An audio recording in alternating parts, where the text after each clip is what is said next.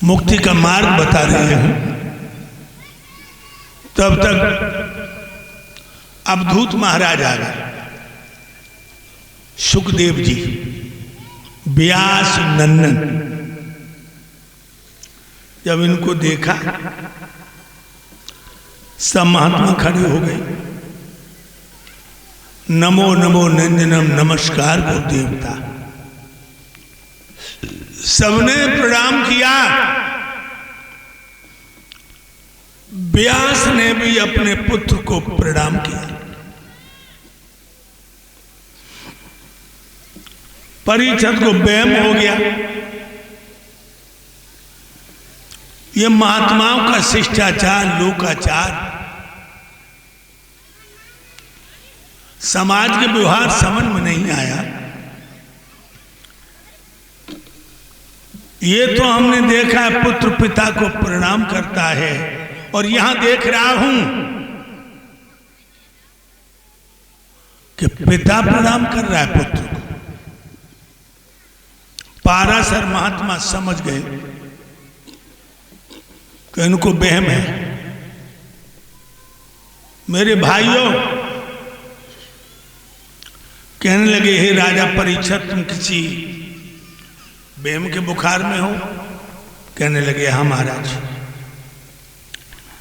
ये तो हमने देखा है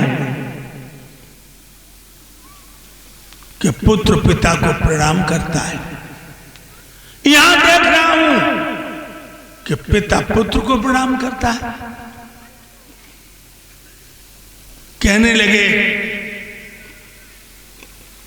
हे राजा परीक्षित, हम बेशक ऋषियों के पति धर्मज्ञ धुरंधर ज्ञानी हैं,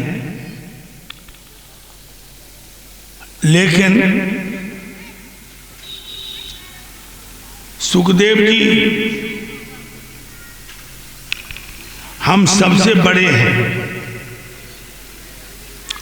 क्या तुमको मालूम नहीं, ये मुक्ति का राह रूप धर के अवतर तो हुए हैं। पैदा होते ही जब नारा लिए हुए जंगल की तरफ चले गए, खान से हीरा निकलता है, वो मान पा जाता है, मिट्टी मिट्टी रह जाती, हीरा हीरा कह जाता है। ए राजा, तुम्हारी किस्मत खुल गई, तो सुखदेव जी आए हैं, अब ये तुम्हें मुक्ति का मार्ग अवश्य बता देगा। सोई सुखदेव जी ने, व्यास महाराज के बेटा ने जब ये इशारा कर दिया, परीक्षित ने अपना माथा टिका दिया सुखदेव जी के चरणों पर। सुखदेव जी कहने लगे, यहाँ इतनी भीड़ क्यों है? जवाब दिया, महाराज, श्रृंगी ने श्राप दिया है सर्प दर्शनी का। साथ ही रोज रह गए। मुक्ति कैसे मिलेगी हमें? श्री सुखदेव जी बोले, हे राजा परीक्षित, 7 रोज तो बहुत है, तेरी मुक्ति में क्षण भी नहीं लगेगा। महाराज वो कैसे? जवाब दिया, भ्रष्टो भ्रष्टो भागवता तरंत। भ्रष्ट से भ्रष्ट जीव भागवत रूपी नौका के बैठकर भवसागर से पार हो जाता। तुम भगवान की भागवत सुनो। ज्ञान के काट में केशव की लीला रंग जमाएंगी, जब मूल को सींचोगे शाखाएं खुद ही से जाएंगे। कहने लगे, महाराज भागवत सुनो। श्री सुखदेव जी बोले, भागवत तो हम सुनाएंगे, लेकिन भागवत सुनी कैसे जाती है वो पहले सुनो। और ये बिल्कुल सच है लोगों, तुम्हारे क्षेत्र में, गांव में, कॉलोनी में कहीं भगवान की कथा हो रही है तो कैसे जाना चाहिए? पहले स्नान कर लो, कपड़ा फटा पुराना भले ही हो, साफ हो,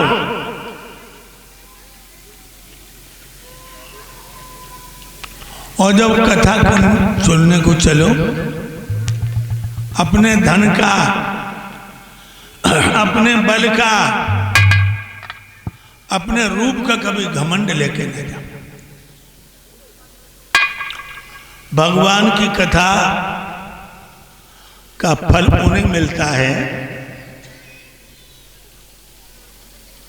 जिसे विवाद और विपक्ष से कोई काम नहीं।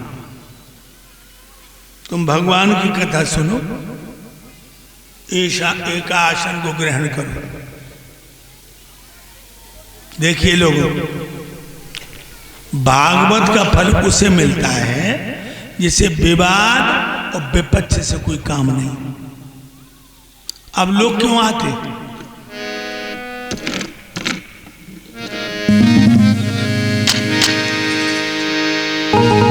कुछ लोग इसलिए आते हैं देखें पंडित जी कैसे हैं, कुछ बैठ के यही सोचते हैं ये कथा किस तरह है।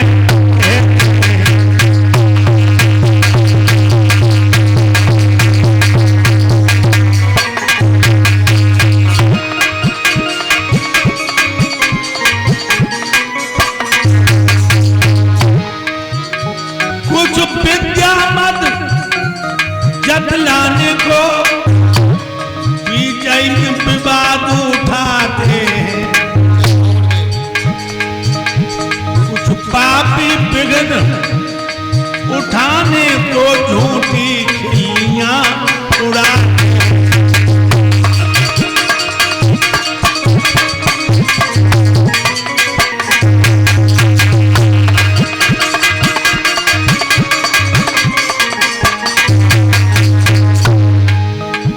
और कैसे लोग आते हैं? बहुत तक ही दुष्ट दुराचारी श्रोता बन के आते हैं।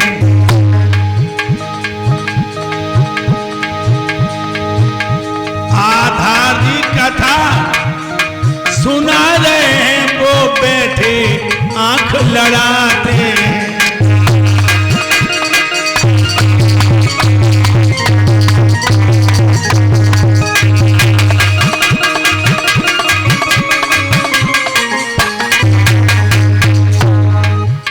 राजा परीक्षित वो भगवान की कथा में गंदी भावना लेके जाते हैं, उनकी क्या हालत होती? राजन जो हर गाथ में करते हैं अपकर्म, वे कुत्तों की भांति मरते हैं बेशर्म। प्रभु की बड़ी रसीली है, जब में पाप हो तो सब छार प्रभु की। बड़ी रसीली है, जब हो तो पाप सब छार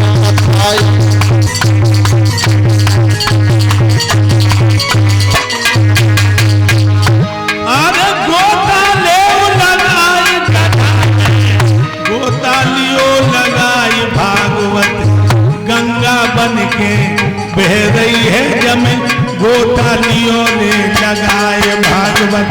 गंगा बन के बह रही है जमे, गोता लियो लगाए भागवत। गंगा बन के बह रही है जमे, गोता लियो लगाए। एक आसन को ग्रहण करिए, एकाग्र चित्त करिए और भगवान की कथा सुनिए। समझे मेरे भाइयों?